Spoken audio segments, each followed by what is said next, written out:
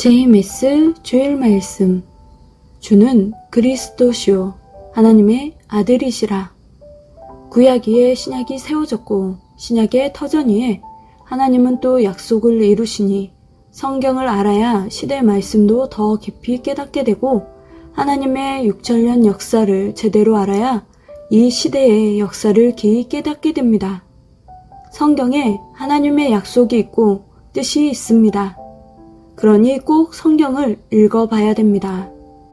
요한복음 1장 1절. 태초에 말씀이 계시니라. 이 말씀이 하나님과 함께 계셨으니 이 말씀은 곧 하나님이시니라. 하나님은 말씀으로 나타나셔서 하나님의 뜻과 목적을 알리시고 우리가 그 뜻을 따라 목적으로 살게 하십니다. 그렇다면 어떻게 말씀으로 나타나실까요? 요한복음 1장 14절. 말씀이 육신이 되어 우리 가운데 거하심에 우리가 그의 영광을 보니 아버지의 독생자의 영광이요 은혜와 진리가 충만하더라. 하나님과 그의 말씀은 육신이 되어 우리 가운데 거합니다. 그래서 하나님은 반드시 시대마다 하나님의 사람을 보내어 이 땅에 하실 말씀을 전하시며 뜻을 이루어 가십니다. 구약 역사는 모세에게 명하신 하나님의 말씀을 중심에서 뜻을 이루어 왔습니다. 그래서 예수님은 구원, 곧 부활에 대해 가장 확실하게 말씀해 주셨습니다. 이 말씀이 요한복음 5장 24절에 기록되어 있습니다. 요한복음 5장 24절. 내가 진실로 진실로 너희에게 이르노니 내 말을 듣고 또 나 보내신 이를 믿는 자는 영생을 얻었고 심판에 이르지 아니하나니 사망에서 생명으로 옮겼느니라.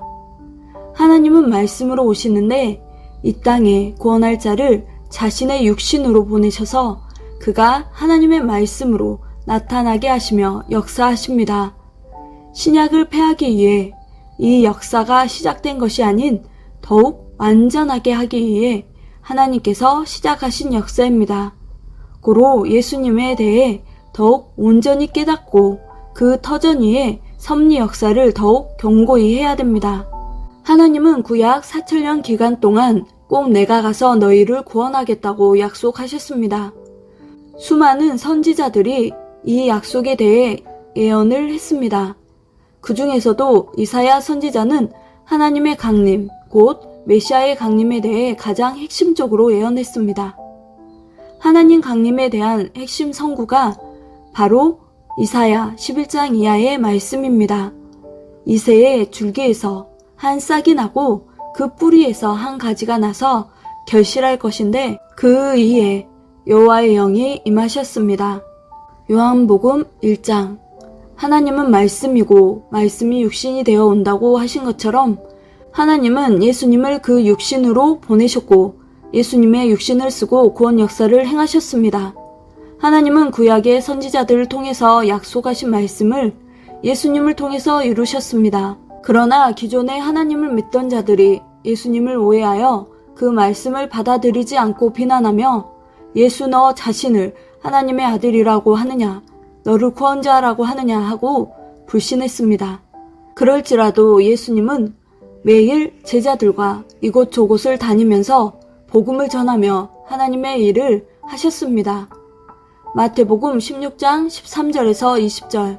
예수님께서 제자들과 함께 빌립보 가이사랴라는 지방에 갔을 때 예수님이 제자들에게 물으셨습니다.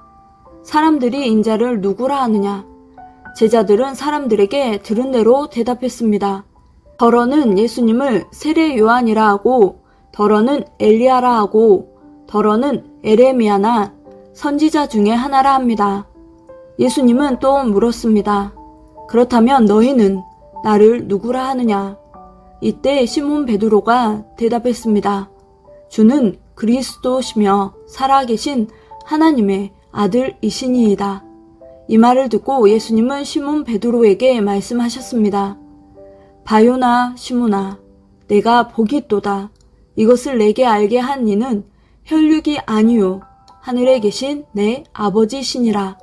그리고 베드로를 축복하셨습니다. 그리고 예수님은 제자들에게 자기가 그리스도인 것을 아무에게도 말하지 말라고 말씀하셨습니다. 베드로는 큰 바위 반석이라는 뜻입니다.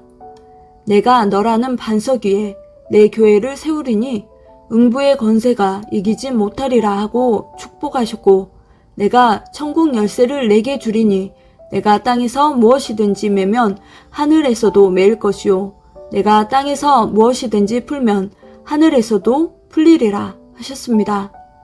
예수님이 축복하신 그대로 되었습니다. 이와 같이 하나님이 보내신 그리스도 메시아를 확실하게 알면 사탄과 음부의 권세가 그를 이기지 못합니다. 그 터전은 반석같이 견고한 믿음입니다. 반석같이 견고한 믿음은 하나님이 주신 진리의 말씀으로 나옵니다. 그래서 말씀을 세워야 믿음이 세워지고, 믿음을 바로 세워야 온전한 영적 사랑이 세워집니다.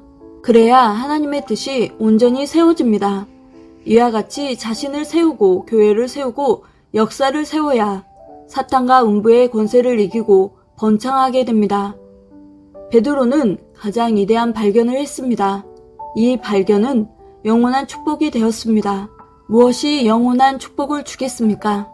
바로 영원하신 하나님이 보낸 메시아입니다. 베드로는 말씀을 통해 하나님이 보낸 메시아를 발견하고 이름대로 반석 같은 자가 되었고 수제자가 되었습니다. 하나님이 예수님을 통해 가르치시니 온전히 알게 됐습니다. 고로 영원한 축복을 받아 그 터전 위에 교회가 세워졌습니다. 그로 인해 바요나 시모나 하셨던 대로 수많은 사람들이 회개하고 돌아와 예수님을 하나님의 아들로 시인하며 구원을 받게 됐습니다. 지금도 하나님께서 우리를 구원으로 인도하십니다. 성령과 함께 우리를 가르치십니다. 그러니 처음에는 몰라도 그 인도하심을 따라 알게 됩니다. 이 위대한 발견을 하면서 하나님의 역사가 견고하게 세워집니다. 하나님의 섭리 역사가 어떻게 세워졌는지 알아야 됩니다. 그러려면 예수님을 알아야 됩니다. 그래야 오해 없이 시대를 깨달아 온전한 구원을 얻고 베드로같이 천국 열쇠를 받고 땅에서 매면 하늘에서도 매고 땅에서 풀면 하늘에서도 풀어지는 사명을 받고 살게 됩니다.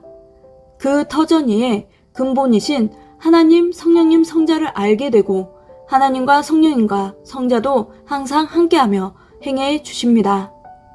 지금은 자신을 점검하고 더 나아가 섭리 역사를 점검하고 말씀으로 오시는 하나님을 얼마나 알고 있는지 점검하면서 우리의 신앙과 믿음을 더욱 견고히 하며 흐트러진 것들을 바로 해야 될 때입니다. 주는 그리스도시요 하나님의 아들이시라. 아멘.